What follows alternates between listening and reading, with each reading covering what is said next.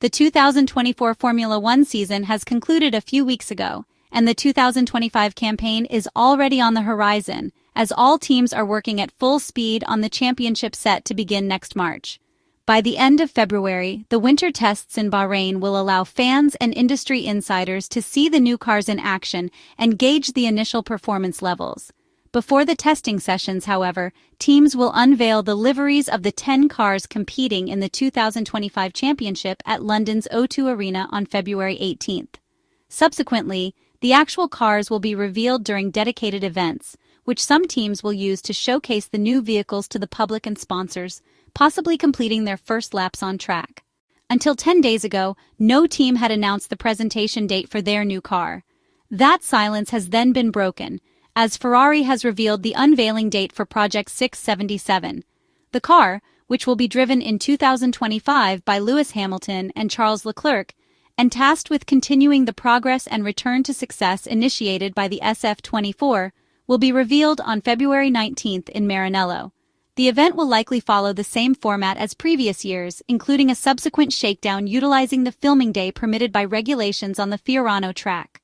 The first and most critical step is the homologation of the new chassis through the FIA-mandated crash tests. And according to the Italian media, Lewis Hamilton's new Ferrari, known internally in Maranello as Project 677, has successfully passed the mandatory FIA crash tests, marking a key milestone in its development. The 7-time world champion is set to join Scuderia Ferrari, where he will partner with Charles Leclerc. Passing the FIA crash tests is an essential requirement for any team wishing to race a new chassis in Formula One. This step ensures that the car's structure can adequately protect the driver during an impact. McLaren's infamous failure to pass the crash tests with its MP418 serves as a stark reminder of the importance of this procedure. While it's uncertain exactly when Lewis Hamilton will first get behind the wheel of a Ferrari Formula One car, he is expected to participate in a test at the Fiorano circuit, which will likely take place in either January or February.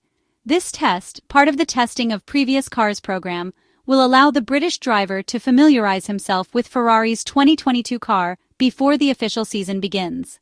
The Ferrari car that Lewis Hamilton and Charles Leclerc will drive in 2025 is set to be a radical departure from the SF24 used during the 2024 Formula One season. One of the most significant changes, long anticipated, is the shift from pushrod suspension at the front to pull rod suspension. This modification necessitates a complete redesign of the front chassis. At the rear, the pull rod suspension will be retained, but the kinematics of the rear will undergo further adjustments, with the gearbox expected to be shortened yet again. Another notable alteration from the 2024 car, which finished second to McLaren in the Constructors' Championship, involves the Sidepod Air Inlets. These are expected to be repositioned and reduced in size to counteract air turbulence caused by the front wheels. In 2024, Ferrari demonstrated remarkable progress, second only to McLaren. The SF24 provided a reliable platform that aligned with the team's aim for greater competitiveness in race conditions compared to its predecessor, the SF23. The SF24, while appearing as a profound evolution of the SF23, featured extensive hidden changes.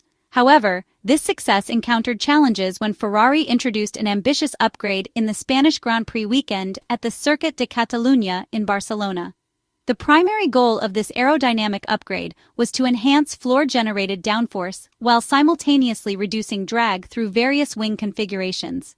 Despite its theoretical promise, the upgrade proved to be a double-edged sword. It reintroduced porpoising, which made the car difficult to handle, reduced performance, and increased tire degradation.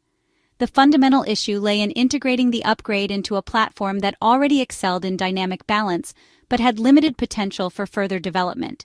The upgrade generated higher aerodynamic loads, but altered how these loads were distributed across the floor, diverging from the car's original configuration. This imbalance undermined the synergy between aerodynamics and vehicle dynamics. A side-by-side comparison of the car's Bahrain and Abu Dhabi configurations highlights the evolution throughout the season. Changes extended beyond the sidepod inlets and low-profile design. The central bodywork and cooling vents also underwent significant modifications.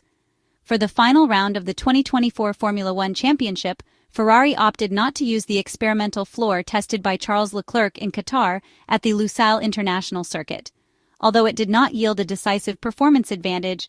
It served as a preview of the floor design intended for the 2025 car, offering a glimpse into the innovations Ferrari aims to bring into the new Formula One season. At the same time, rumors suggesting that Ferrari will implement a technical shift for its 2025 F1 car, moving from a front suspension with a push rod setup to a pull rod, are growing increasingly persistent. Such a choice would represent a significant change in the car's mechanics, with repercussions for aerodynamics and weight distribution as well. Let's analyze these configurations. In the push rod configuration, the arm connecting the wheel hub to the elastic components mounted on the chassis slopes upward. In other words, the component is attached higher on the chassis side than on the wheel side. Consequently, during relative movement where the wheel is raised relative to the chassis, such as when passing over a bump or curb or during cornering roll and vehicle pitching, the arm compresses the elastic components. Thus, it is called a push rod because it works under compressive stress. This has been the configuration chosen for Ferrari's front axle until the past season. The pull rod suspension Ferrari may adopt, on the other hand, is the exact opposite. The arm descends from the wheel hub to the elastic components, which are positioned much lower on the chassis. In this way, the arm comes into action by pulling them. It works under tensile stress, which is why it is referred to as a pull rod. So what are the pros and cons of such a change? First and foremost, the effectiveness of a suspension is determined by how well its kinematics transmit wheel movements to the chassis, a factor not directly tied to whether it is a push or pull rod, but rather to the specific design and its geometry. That said, there are other aspects subject to a global evaluation of these philosophies. The type of suspension also impacts other areas of the car, such as aerodynamics. Like any component exposed to airflow around the car, it generates drag. Optimizing this aspect, especially in aerodynamically critical areas, greatly enhances the car's efficiency. This benefit becomes particularly significant in high-speed sections. In this context, both the placement of the arm based on its inclination and its size must be considered. As previously noted, push rod and pull rod arms are subjected to different stresses and have varying lengths. Consequently, during the design phase, they are sized differently, resulting in distinct cross-sections. In this regard, pull rod suspension tends to be more advantageous. Regarding weight distribution, the pull rod configuration is superior. By placing the elastic components lower than the alternative, it allows for a lower center of mass. However, this configuration may be less accessible during assembly or adjustments. In a racing situation where timing is critical, this could make push rod suspension more advantageous. In conclusion, as evident, while each configuration has its peculiarities, no option outright dominates the other. Much depends on the design choices made by engineers to optimize various performance areas. It remains to be seen whether Ferrari will indeed adopt the much-discussed pull rod front suspension when the new car is unveiled.